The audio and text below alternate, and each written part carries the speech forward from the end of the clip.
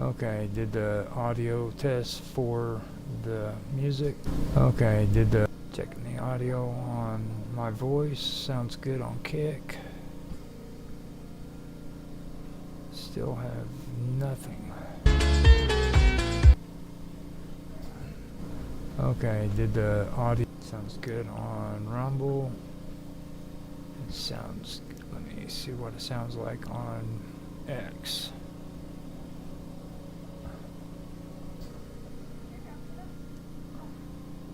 Okay, did the audio test for sounds good on X.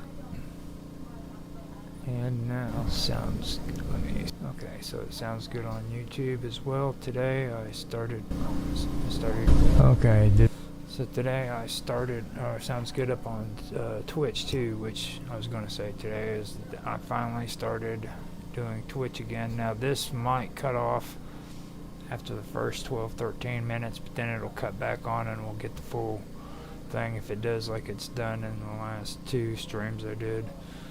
But yeah, it looks like I've got everything up and going. I'm going to turn the music back on and go take a quick break before I come back. I am going to go back to the call. I am on Skype if anybody wants to join. You're more than welcome to. If not, it's like before, I will go ahead and end the call for Skype, but if anybody wants in, they can come in anytime they want to. So let me go ahead and mute myself out, and then I will go take my break real quick.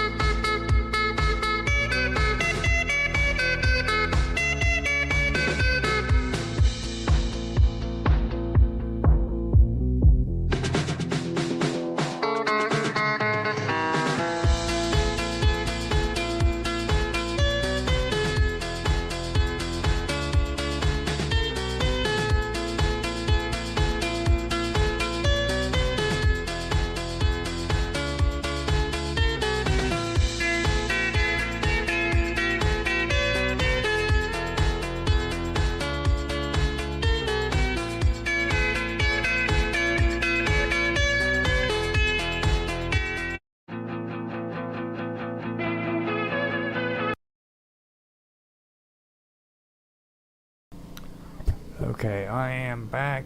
Like I said last Wednesday on the Wonderful World of Weirdness, since nobody has come in to Skype and join me, I'm going to go ahead and turn the mic, or turn the call off, stop the call.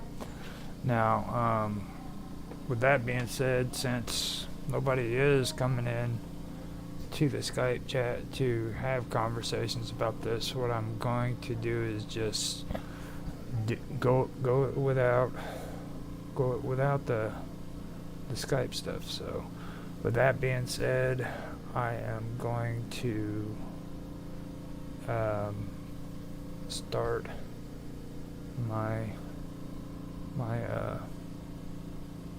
I'm gonna start my show up. But first, what I want to do is I want to get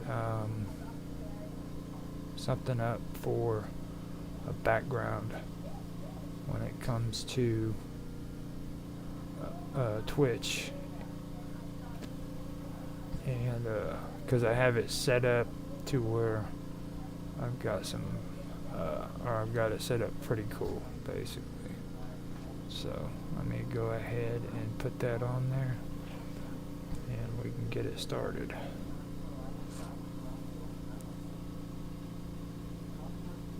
Yeah, there we go. So I could probably just go ahead and do the same thing with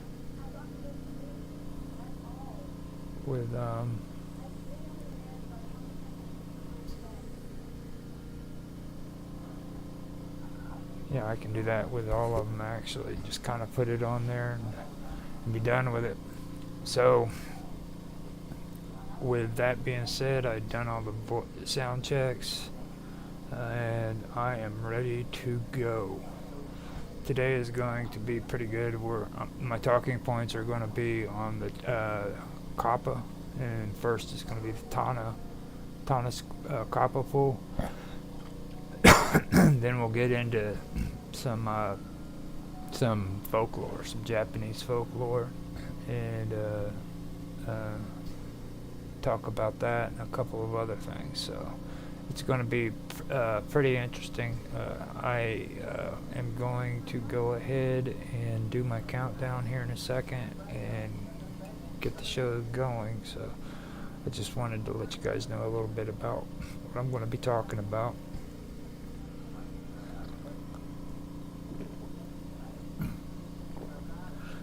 Oh, wow. I don't know how well this is going to work out with my throat.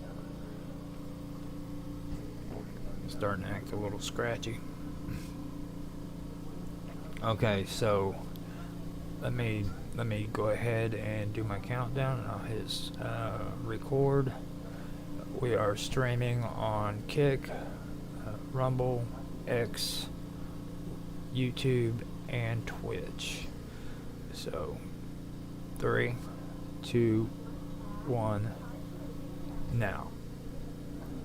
Hello everybody, and welcome back to another episode of Strange Stories. I'm Roger here, Hanson, and I'm here with you for another part of what I was discussing last week. Well, I'm covering basically Japanese folklores, Japanese hauntings, things of that nature. It's strange stories about Japan, basically. Now, if I can find my place, I will get things started. But we in the last couple episodes, we have been discussing. We started discussing Mount Fuji and the Suicide Forest, and after I did it one time, I wanted to go and do it again because I had pulled up some more information that I wanted to do on it, and then I brought in the topic of Mount Abasute, Abasute, or Obasute, however they talked about it, and I talked about some of the Abasute rituals that the Buddhist temples near the mountain performed and things of that nature.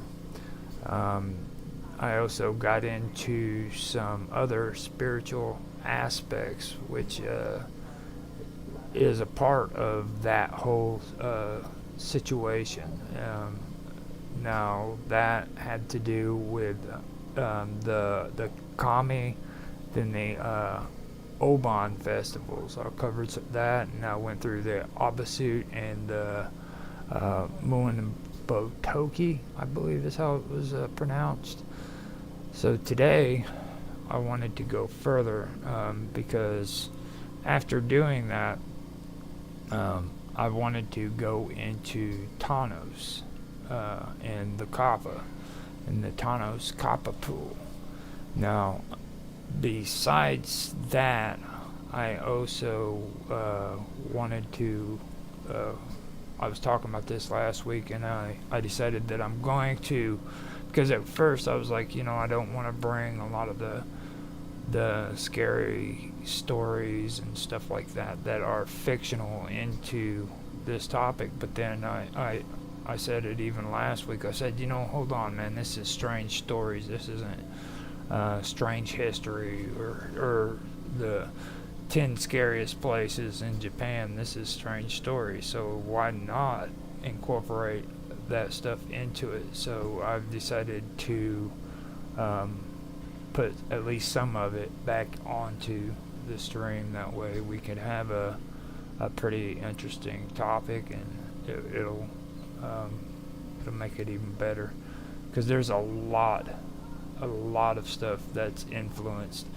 by Japanese folklore and in their heritage. There's a lot of anime, a lot of scary movies that's been put out that concerns a lot of this folklore, and that's where it stems from. So I figured I would go ahead and I would bring it up in some of it, because it is pretty fascinating where a lot of these movies come from. So I figured I would do that. But before I get deep into it, I'm gonna give you guys the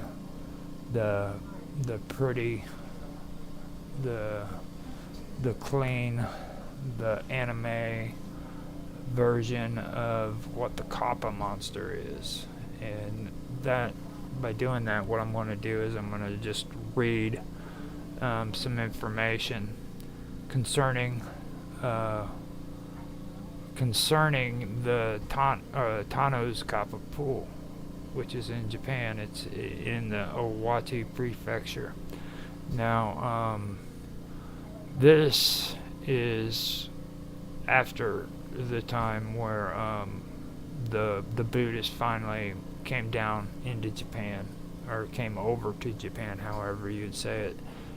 This is the beliefs of the Kappa after the Buddhists kind of tamed them down, where they are more of mischievous or devilish and things of that nature, and they're not according to what they originally were. So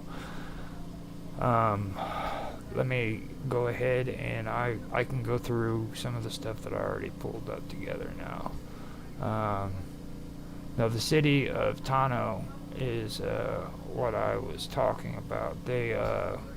It's in Owati prefecture, and is well known for its local legends, beliefs, and traditions. The folklore of the people was immortalized in Kunio Unagati's Tano Monogatari, the legend of Tano. Of all the unique and bizarre stories, perhaps none is as well known as the Kappa. This monster can supposedly be found all over Japan, but Kappa Buchi pool in Tano is probably the most famous Kappa hangout across the nation. Since here, I gotta move this. I got stuff stuck up here. Since ancient times, there have been numerous reported sightings of the elusive kappa. They have been described as a unusually green, sometimes blue or even yellow, red, or orange reptile, the height of a small child with a turtle shell on its back.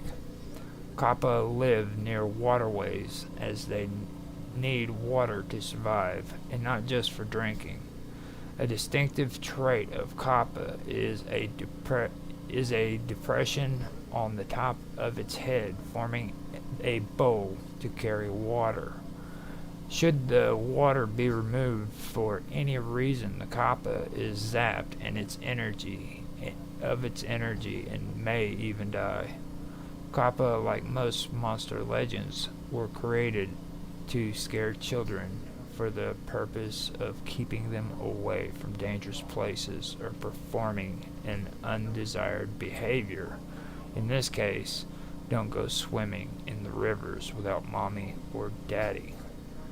Now that is what they say in Japan travel. So let me go ahead and get into Tano's Kappa pool and then go to the Kappa. Now Tano's a town steeped in folklore and is home to the Kappa pool, where mischievous the Kappa, one of Japan's most iconic yokai supernatural creatures, occupies a prominent place in Japanese folklore cultural history. Known as mischievous and enigmatic beings, kappas are believed to inhabit rivers, lakes, and other bodies of water across Japan, and their stories range from light-hearted pranks to sinister encounters. The small turtle-like water creatures with a humanoid shape. No, the small turtle-like water creatures with a humanoid shape and a dish of water on their head, which is the source of their strength. Now, this right here is what I want to point out. It's not a bowl. It is a dish that is supposed to be at the top of their head.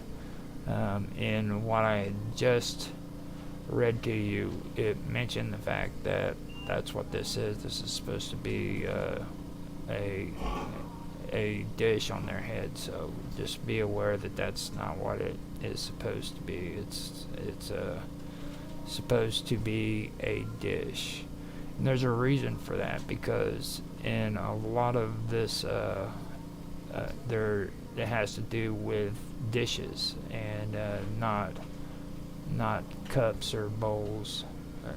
I didn't say. This one, the other one said it was a bowl, and it wasn't a bowl. It's actually a dish. Just want to make that clear so that people understands that. Now, they're also supposed to be mischievous and sometimes malevolent. Kappas are known for pulling people into water or stealing their shirikodama, which is a mythical organ. Now this is where it starts getting into the more hold on a minute.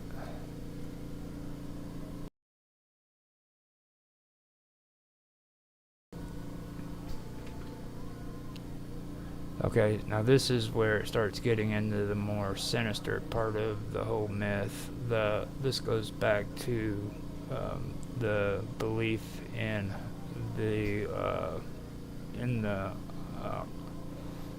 I got a little distracted, in the Kappa before Buddhism actually moved into Japan. All right. Now, before they were basically pacified and made into little creatures or monsters that the Japanese would go to these pools to give offerings to. They were actually malevolent, and the Kappas were known for pulling people into the water and stealing a mythical organ that was supposed to be within the human body. But they can also be helpful if they're treated kindly, according to legends. Now, I don't know if that was the older tradition or if it was changed after the Buddhists kind of made it more passive, I guess you could say. But it is said that they can also be helpful if treated kindly. So that is something right there that I do want to bring up. Now, the word kappa translates to river child in Japanese. It's a fitting name for these water-dwelling entities. The kappa is thought to have its origins in ancient Japanese animism, and where natural features like the rivers and mountains were imbued with spirits. Now, these early beliefs eventually merged into Buddhist and Shinto traditions, giving the kappa a dual role as both a protector and a potential threat. Shinto is the beliefs that was around before Buddhism came into Japan, and that's what I was discussing the last time, where it merged together basically. And the weird part about the whole deal was when Buddhism and Shinto merged together, there was no conflict, like no physical conflicts about it. Whereas, and don't get me wrong, there were people who probably disagreed with it and everything, but there was actually no conflicts about it. They kind of married one another pretty good, you know. That was something that I brought up the last time. I'm not going to ponder on it too much, but I did want to bring it up again. These earlier beliefs eventually merged with Buddhist and Shinto traditions, like I said, and that gave the kappa a dual role as both the protector and a potential threat. Now, some scholars trace the kappa's roots to older Chinese and Indian myths about water spirits introduced to Japan via cultural exchange. Now, these influences likely helped shape the kappa into the multifaceted figures they are today. Now, the kappa are typically described as small, human-like creatures with amphibian features, while regional variations exist. Okay, the following traits are commonly associated with the kappa. Now, kappas have a child-sized body resembling that of a human, though often with exaggerated or grotesque proportions. So they do have a humanoid body, but they usually have like a grotesque proportions. So that means they're not very, very pretty at all. Okay. They do have a hard shell on their back, similar to that of a turtle, which that would make you think of the Teenage Mutant Turtles, things of that nature. When I was talking about like myths being used in today's culture and stuff like that, that would be something you could think of too. Now, the shell actually provides protection, and it emphasizes their like aquatic nature. Now, they also have web feet or web digits, which aid in swimming, and it makes them agile in water. Now, the kappas often have a beak-like mouth and skin that range from hold on a minute.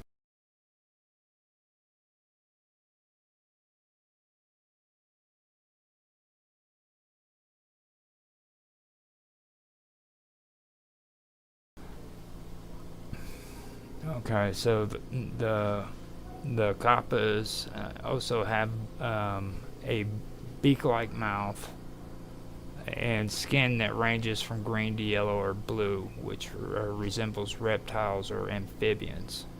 Perhaps the most distinctive feature is the sera. Now this is the dish. Sarah is the Sarah dish, which is on top of their head. Like I said, it's not a bowl, it's not a cup, it's a dish, and that's on top of their head. Now this bowl-like indentation holds water, which is believed in or even immobilized.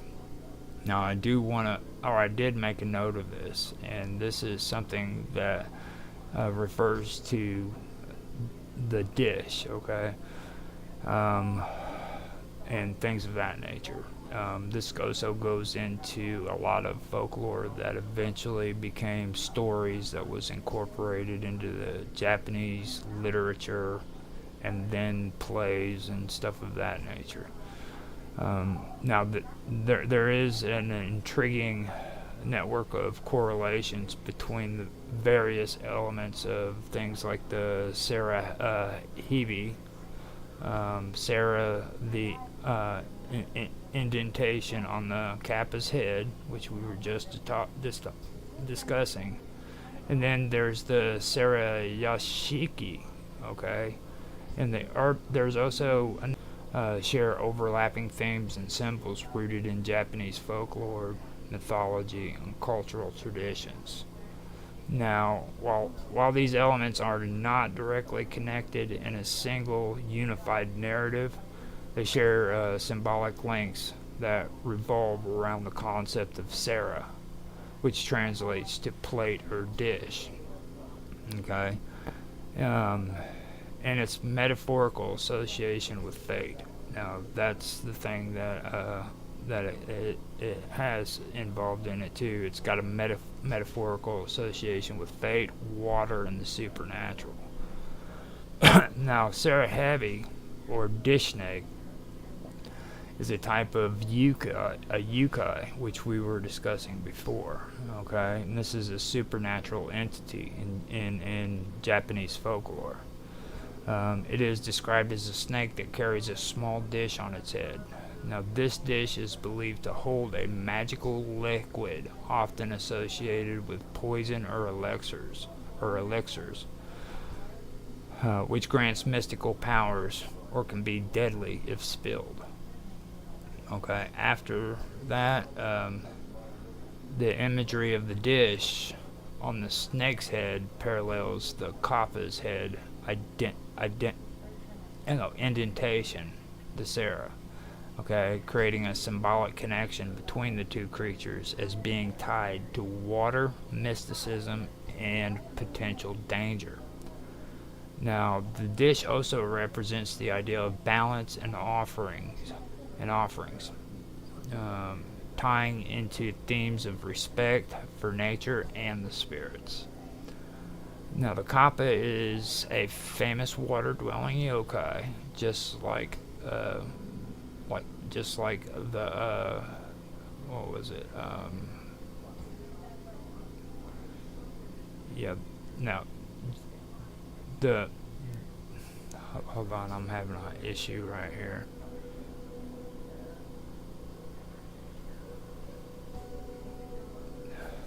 Yeah, I'll be right. Okay, yeah, I'll be right back real quick. I have got to take care of something. If you haven't noticed, I had some noise back behind me a second ago.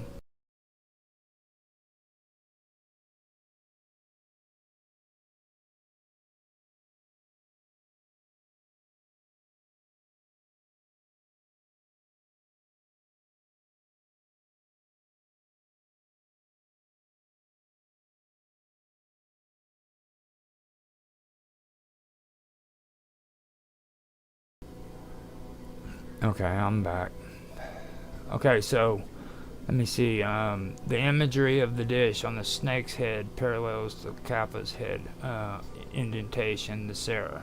Okay, the Kappa is a famous water-dwelling yoki, known for its indentation or dish, Sarah, on its head. Now, the thing is it does resemble that of the Sarah Heavy, which is also the dish snake. Okay, so you have a dish turtle basically, and then you have a dish snake. The dish, the dish on both of their heads have a symbolic connection, which is tied to water, mysticism, and potential danger, like I just said. Now, the dish also represents the idea of balance and offerings, tying into themes of respect for nature and spirits.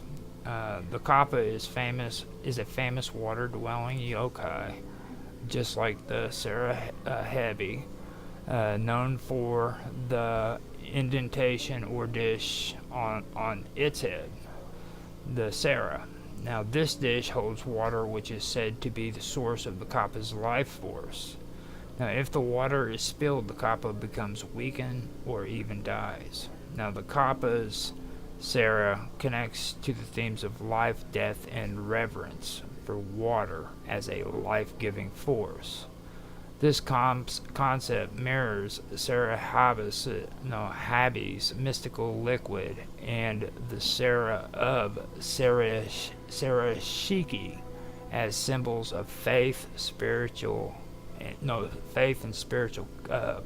consequences. The kappa's reliance on its Sara for survival, depending on the context of the interaction. Now, Sarayashiki is a famous Japanese ghost story. Now, this is the one that I was going to leave out, but I decided no, I'm going to go ahead and incorporate this in, because this kind of shows you how this folklore has influenced Japan, starting out with like a ghost story. Okay.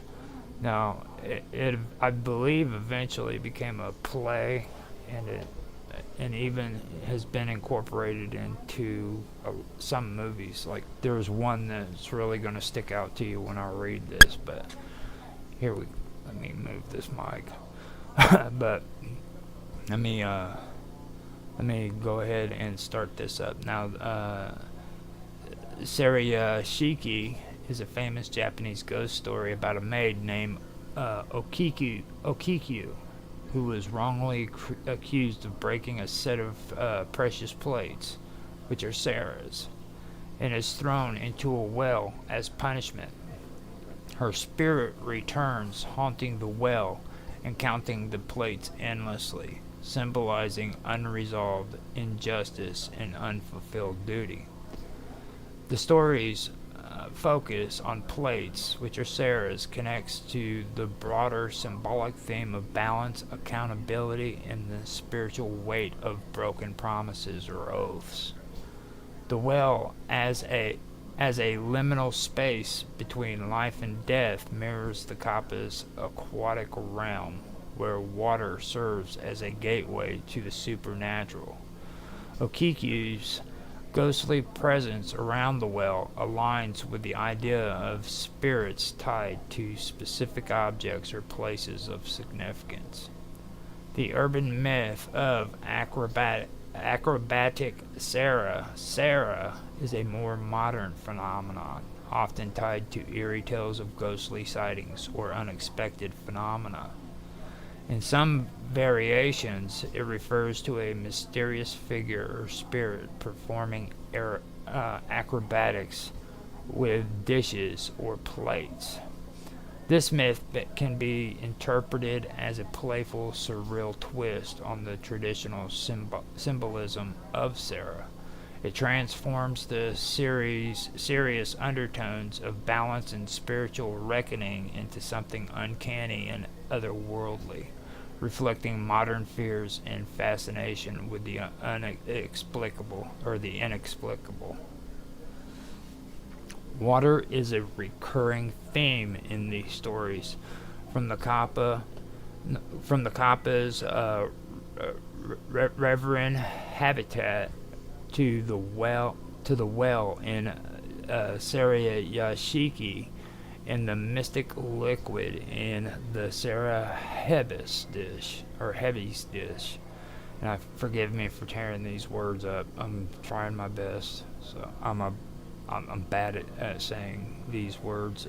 I've been having issues with Greek too. So water often symbolizes life, purity, and the boundary between worlds in Japanese folklore. The Sara represents balance, fate, and spiritual connection. In Sara Yashiki, the broken plates signify a broken promise, while the Sara Hebi and the Kappa, while in Sara Hebi and the Kappa, the dish is a vessel for life and mystical power. Now, the haunting of Okikyu and the Kappa's role as a trickster or moral enforcer highlights the theme of cosmic or spiritual justice. Myths like acrobatic Sara reflect how traditional symbols evolve over time, taking on new meanings in urban legends while retaining their root in older folklore. So, with that being said, I'm going to return to just talking about the Kappas, okay? Now, the Kappas are complex creatures with a dual nature, embodying both the benevolent and the malice. Their behaviors can be divided into several categories. Now, Kappas are infamous for their pranks, which range from harmless to humiliating. These tricks include stealing crops, frightening livestock, and playing practical jokes on unsuspected humans. Their playful nature is often likened to that of children, albeit with a darker edge. Despite their playful side, Kappas have a fearsome reputation for luring humans and animals into the water to drown them. They are particularly notorious for their pursuit of Shirikadama, which is a mythical organ, like I mentioned before, said to reside in a person's anus. Legends suggest that Kappas extract this organ as part of their diet or rituals, contributing to their sinister image. Kappas are also depicted as strong and skilled fighters, often challenging humans in sumo wrestling matches. They are cunning and use their aquatic abilities to their advantages. Now, before I get started here, I want to go over some of the things that I have covered here. Now, I want to talk about the Shirikadama, I believe is what it is. Now, the Shirikadama is also called the Hirikodama. It's sometimes spelled as Shirikadama. And it's a mysterious concept in Japanese folklore. It's closely tied to the myth of the Kappa, which I was just talking about. The legendary water-dwelling yokai. This mythical entity is said to reside inside a person's body. Okay, significantly in the lower abdomen, which is the anus. Okay, and what we're talking about is the Shirikodama, not the Kappa. This is supposed to be in the anus, and is believed to be the source of life energy and spiritual essence. Now, the Hirikodama is often described as a glowing marble-like orb, although its exact nature is ambiguous and varies across stories. The concept of the Hirikodama likely stems from traditional Japanese beliefs about the soul and the life force. In some interpretations, it is thought to represent the Shiken, the four souls in Japanese animistic traditions, or a life essence. Now, right here is where I want to go and discuss the Shikin. Okay, this is where we start talking about the four souls. Now, the Shikin, often translated as four souls, is a concept from Japanese folklore and Shinto philosophy that describes the spiritual essence or component of the human soul, or components of the human soul. This idea is deeply rooted in ancient Japanese thought and has influenced cultural practices, literature, and even modern media. The Shikin is said to consist of four distinct yet interconnected aspects, each representing a different quality of the soul. You have and forgive my language for how I pronounce this, I apologize ahead of time. So, now the first one is the Aramitama. Okay, now that represents the rough, violent, or active side of the soul. It also is associated with courage, passion, and aggression.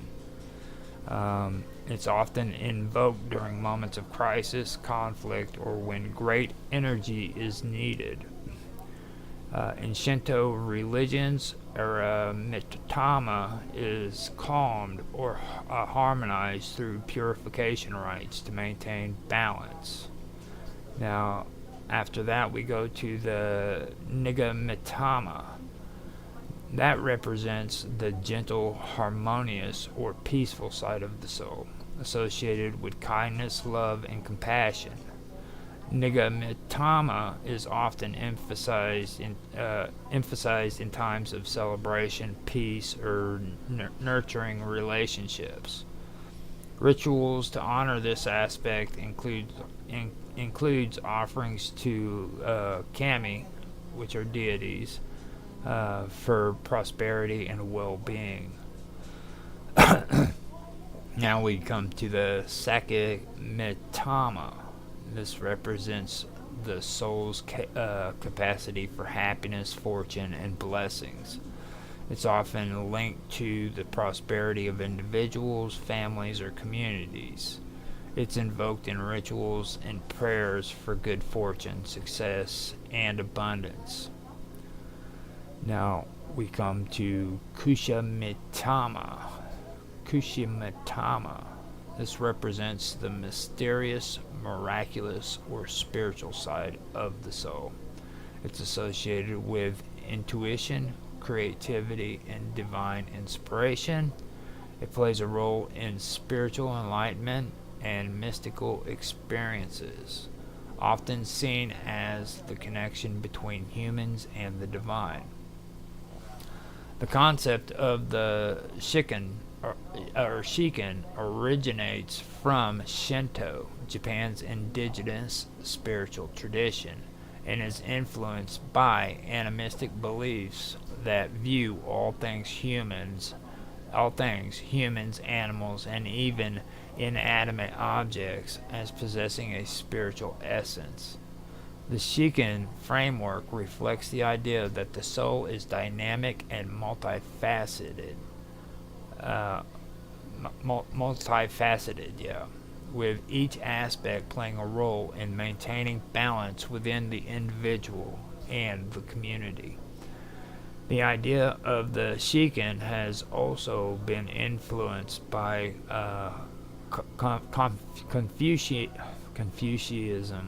Confucianism and Buddhism, Confucius basically, which brought additional perspectives on the soul and its relationship to morality, reincarnation, and enlightenment. Shinto rituals often seek to harmonize the Aramitama and the Nigamitama aspects of the soul, ensuring balance between active and peaceful energies. Offerings to kami aim to invoke the Sakimitama for blessings and prosperity. Practices such as purification through water, which is misogi or salt, are believed to align and purify the Shiken, ensuring the individual remains spiritually balanced.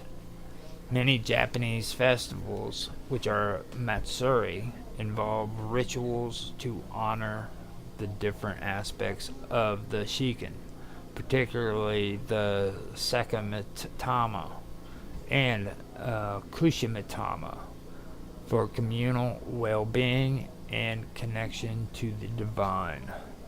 The Shiken is often referenced in Japanese myth and tales where characters or deities embody one or more aspect of the soul. Deities like Amaterasu, which is the sun goddess, are often seen as embodying Nigamitama, representing harmony and light. Warrior deities or spirits might reflect Aramitama, showcasing strength and ferocity. So that is what is involved with the Shiken, and this is where I go back to the Hirakadama. Now, its placement near the anus aligns with ancient beliefs that the soul or spiritual energy could exit the body from that region. In folklore, the Hirakadama plays a significant role in explaining the violent tendencies of the Kappa. These yokai are infamous for their alleged habit of drowning people and extracting their Hirakadama, often leading to the victim's death. This act of stealing the Hirakadama is thought to symbolize the Kappa's desire for power or sustenance, as consuming or possessing the orbs is said to grant them vitality and strength. And I also want to make a note of one thing, that's the Aramitama. Okay, now after me saying that, you got to understand that represents the rough, violent, or active side of the soul. It's also associated with courage, passion, and aggression.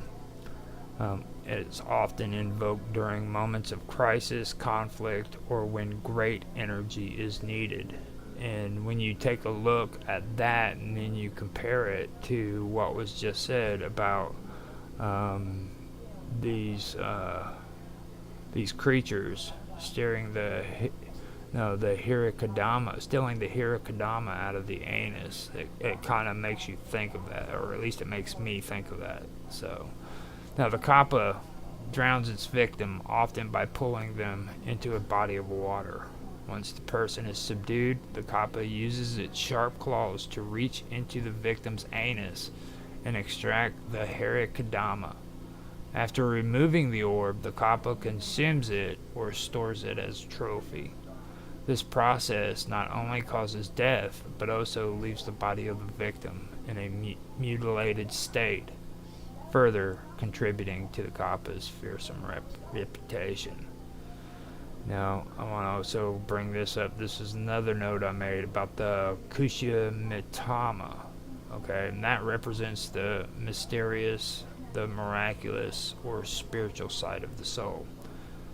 It associates with intuition, creativity, and divine inspiration. It plays a role in spiritual alignment and mystical experiences. It's often seen as the connection between humans and the divine. So these rituals that are being performed at these pools, in my opinion, and this isn't fact, but it's just the way I see it, could be their way of paying respect to these kama, or, you know what I mean, the kami, or not the kami, but now I'm having a brain fart, the kappa, so that they won't harm them, you know what I mean. So that's just my take on it. the reasoning why they would have these pools where people come and they leave offerings at these pools for them. So, also I want to make a note of another thing that I had just previously read too, and that's practices such as purification through water, which is misogy, and they also use salt. They're believed to align and purify the Shikin, ensuring the individual remains spiritually balanced. So I could see the connection between a person using practicing purification through water to create balance within their Shikin, and also using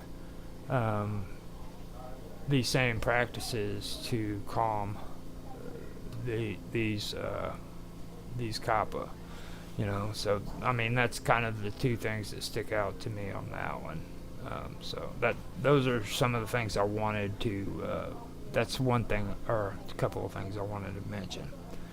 Now, water is often associated with the boundary between life and death in Japanese mythology. The kappa is a creature of water. Embodies this. The kappa as a creature of water embodies this liminal space, and the act of taking the Hirakadama symbolizes a transition from life to death. The extraction of the Hirakadama from the anus highlights the cultural taboos surrounding bodily functions and the vulnerability of the human body. This gruesome detail amplifies the horror associated with the kappas. When the kappa is sometimes portrayed in a more comedic or child-friendly manner today, the concept of the Hirakadama remains a potent symbol of the creature's darker, more malevolent side. Kappa are known to love cucumbers. Writing your name on a cucumber and throwing it into the water is said to appease the kappa and distract them from attacking. Kappas are bound by a strict sense of etiquette. Bowing deeply to a kappa will force it to return the gesture. Spilling the water from its head, or from its dish, which is on its head, which is called the Sarah, and rendering it powerless. Kappas are more likely to target individuals who are alone, so stay in groups near water. Staying near groups near water can help deter them. The Hirakadama is a fascinating and unsettling aspect of Japanese folklore, intertwining themes of life, death, and the supernatural. Now, we have gone through all of that, and now I want to go back to the kappas. Now, despite their playful side, like I said, they have a reputation of luring humans and animals into the water to drown them. Okay? Kappas are also depicted as strong and skillful fighters, okay, who often challenge humans to like sumo wrestling matches. Okay, they're cunning and they use their aquatic abilities to their advantage. Now, with that being said, I want to also say that not all kappa tales are grim. In some regions, kappas are revered as protectors of water sources and agricultural fields. They are said to teach humans irrigation techniques or rewarding them for acts of kindness, such as refilling the Sarah on their heads. Now, the kappa occupies a unique space in Japanese culture, straddling the line between folklore and morality tales. It serves as a cautionary figure, warning against the dangers of rivers and lakes, especially for children. parents often use Kappa stories to instill a sense of respect for water safety. Regional varieties of Kappa legend abound in Japan. In some areas, Kappas are considered more benevolent, while in others they are feared as malevolent spirits. These tales often reflect the relationship between local communities and their water sources. The Kappa's dual nature aligns with Buddhist and Shinto philosophies, which emphasize balance and harmony in nature. In some traditions, Kappas are associated with river deities and are honored in rituals to ensure bountiful harvests or safe travel. Kappa stories often contain moral lessons. For example, the creature's vulnerability when its Sarah is emptied. Its vulnerability when its Sarah is emptied highlights themes of humility and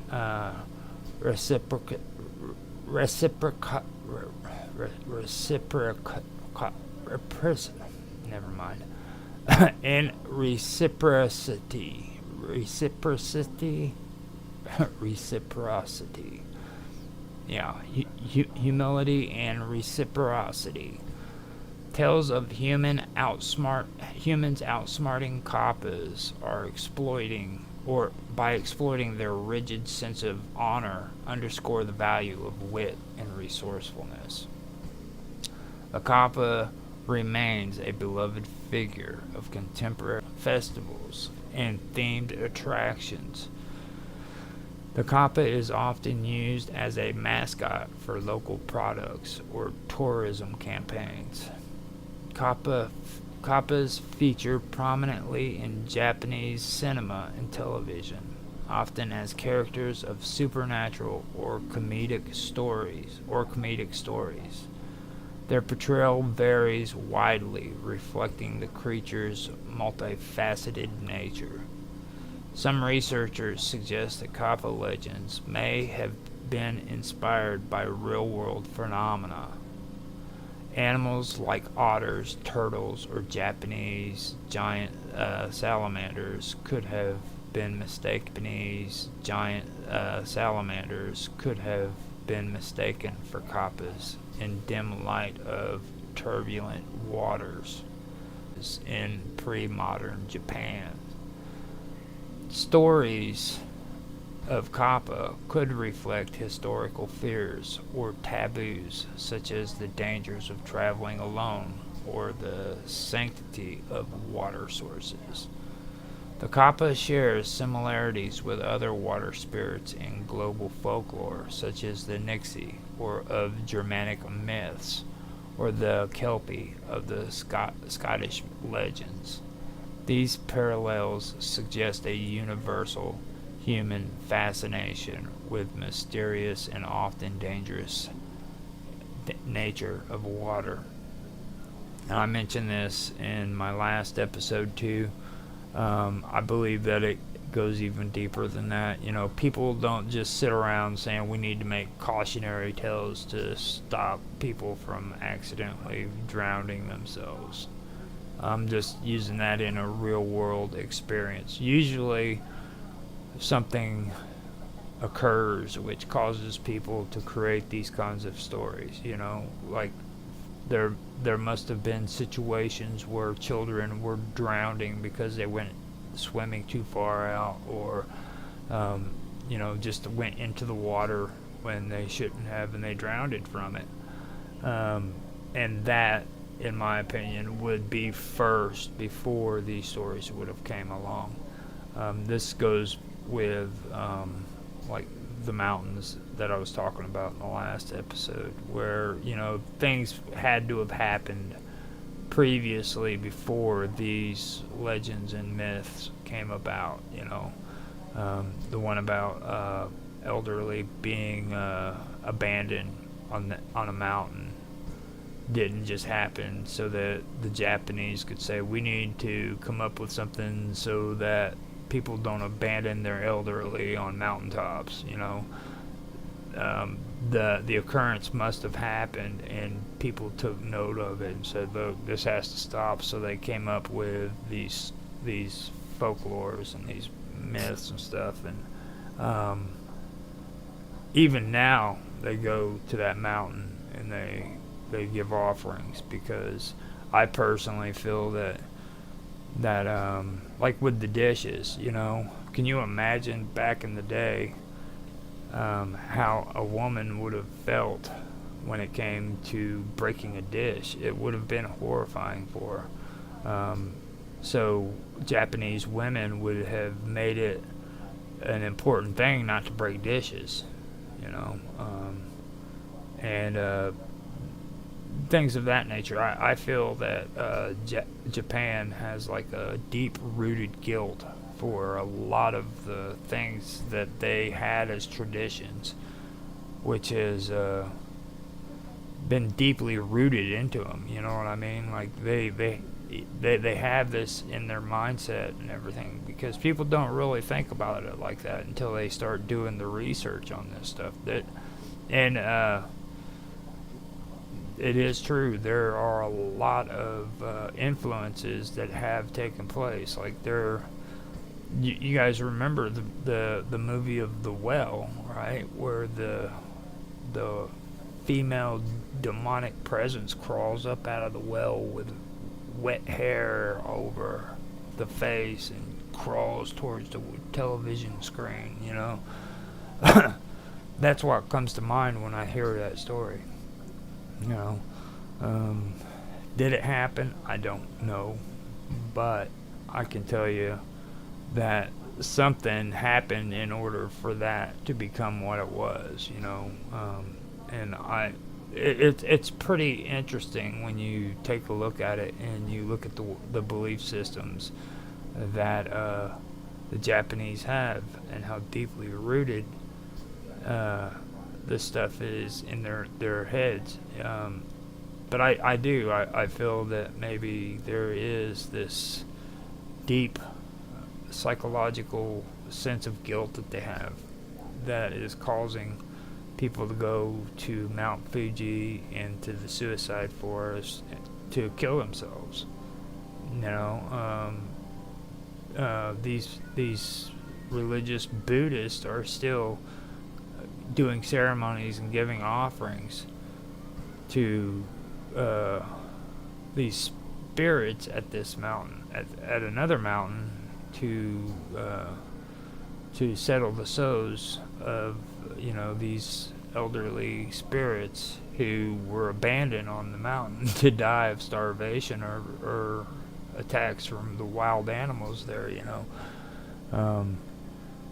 It's pretty fascinating when I look at this stuff. It has a really, really dark tone, and I think that it's darker than most of the folklores and things of that nature that are taking place around the world. But we'll see, because I've got a whole lot more that's coming up. I'm going to also, in the next episode, be getting into the Kiryotaki Tunnel in Kyoto. Now, that one, I don't know how much I'm going to pull off of it. It really didn't stick too well with me when it came to like what's going on there. Like I'm gonna go and look at the information and see what I can pull up again on that, because I've got a whole lot of stuff that I wanted to do with the Oriental stuff, and there was other things too that I did want to do, but I wanted to do this and kind of get it out there. I do have plans on visiting this more, because I do want to get into the Zen Buddhism. I want to get into a lot of the beliefs that pertain to samsara, the hungry spirits or the hungry ghosts. I want to kind of go into that a little bit deeper, But right now, what I want to do is I want to focus on getting some of these stories straightened out and get through them. I don't know how many of these I'm going to do. I want to do 12 streams of strange stories this year. So that's something that I want to do. Like I do want to stick with some more of Japan, but I also am pretty interested in a lot of things that are coming out of Taiwan when it comes to a lot of this stuff as well. Besides Taiwan, there's other things that I have been doing research on that I still want to get into too that are just as strange, and that has to do with the Indo-Europeans and the folklore that's involved in that. But I'm not too sure if I want to put it on Strange Stories, or if I want it to be on another one of the shows like Ancient Mysteries. That's one, but even though I can put it on Ancient Mysteries, a lot of this doesn't go back to like the BCs. And when I say the BCs, I'm like 200 AD to 200 BC, or the vice versa. Like, and me, I personally don't feel that it's ancient until it's in the BC era. I just don't really consider anything in the AD as being ancient. It's just the way I've always been. But I don't know, maybe I can put it together or do it, as ancient history. But I just don't feel good with it. So I'll figure something out and come to my final determination here before long. Because there's a lot of good folklore when it comes to the Indo-European cultures, and a lot of the things that happen there with like the world tree and things of that nature, which for me kind of fits in with like the whole thing about Mount Fuji. Mount Fuji has that whole pagan belief that kind of goes into the whole world tree. And I'm not talking about the tree of life either. This is the world tree, which is something that I want to talk about, which relates to Nordic belief systems, Hungarian belief systems, Slavic. All of them have these stories, and it's pretty interesting stuff, and it's been migrated into Christianity. So I'm kind of debating on that, trying to give everybody a little bit of a catch up on that, because I think that could be a good part when it comes to strange stories. I'm not quite sure yet though, so I'm still opened up on it. I'm still wanting to find out if that's something that I want to do. So it looks like we have come to an hour of recording, which is a good thing. It's what I wanted to do. I wanted to at least get an hour in on the stream. Now, I did want to come in here and I wanted to check the chat. It looks like I have another spammer on Kick, which wants me to pay so that I can help out, or she could help me out, with my broadcast. So that's not going to happen. But I didn't get anything other than that on there. I didn't get anything on Rumble, and it looks like everything is empty on YouTube as well, and nothing is on Twitch. But I believe I just got a follow from Baby Alexis RLW69. Thank you for that. I hope that you stick around, because it still says I only have 32 followers on Twitch. Yeah, I appreciate that. And with that, I guess we are good to go. I hope you guys did enjoy the show. If you did, please, leave comments. Let's have a conversation about this stuff. I really do enjoy talking about it. I don't know how many times I've mentioned that, but I wanted to say it again because it is true. I really do enjoy. I enjoy having conversations in the chat section, and I know that might sound weird, but it's true. So I am going to see what is taking place real quick. It says that I'm reconnecting on Rumble, and it's been saying that, so I'm gonna find out if we've lost connection on Rumble. It's done. Yep. So with that being said, I am out of here. I got 59 minutes of it. 59 minutes and 48 seconds. And it is recorded, so it will be back on again at a later time. I hope you guys enjoyed, and I will talk